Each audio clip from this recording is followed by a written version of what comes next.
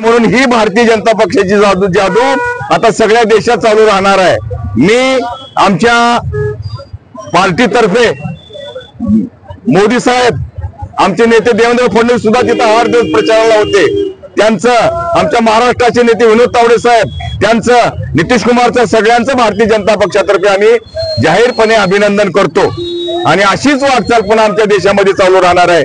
येणाऱ्या जिल्हा परिषद, नगर परिषदेमध्ये हेच राहणार आहे, असेच निकाल लागणार आहेत। आणि म्हणून मी माझं जनतेला आव्हान आहे की कुठल्याही बोलता न पडता भारतीय जनता पक्ष आणि आमच्या युतीच्या मागे खंबीरपणे आपण उभे टाकावं अशी त्यांना विनंती करतो मी।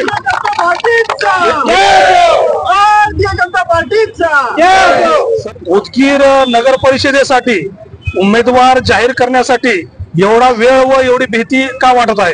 कुणाचा जाहीर झालाय? काँग्रेसचा झालाय का जाहीर? नाही होतेच, मोठे पक्ष राहतात, त्याचा वेळ लागते आणि योग्य वेळी आमचा उमेदवार जाहीर होणार आहे। आताच 17 तारखेला येते, आज गरजच नाही त्याची जाहीर करायची। आणि हे निर्णय आमच्या हातात नाहीत, आमची श्रेष्ठी राहते, आमची कोर कमिटी राहते। आमच्या ज्या मुलाखती होत्या त्या पूर्ण पार पडलेल्या आहेत, आता पूर्ण हायकमांड कडे गेलेला आहे। उद्या परवा हायकमांड निर्णय घेईल आणि 17 तारखेला आमचा उमेदवार घोषित होऊन जाईल। आणि आमची उदगीर मध्ये युती होती आणि आता सुद्धा आमची महायुती राहणार आहे आणि म्हणून आमचा उमेदवार 17 तारखेला जाहीर होईल।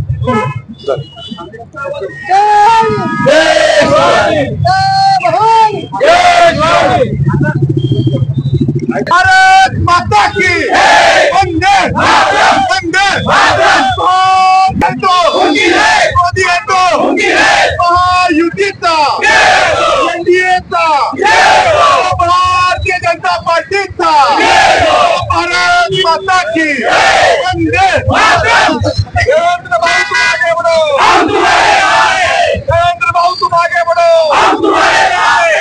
संजय भाऊ साहब तुम आगे बढ़ो, हम तुम्हारे आए। रविंद्र चौहान साहब तुम आगे बढ़ो, हम तुम्हारे आए। बोलो भारत माता की, बोलो भारत माता की।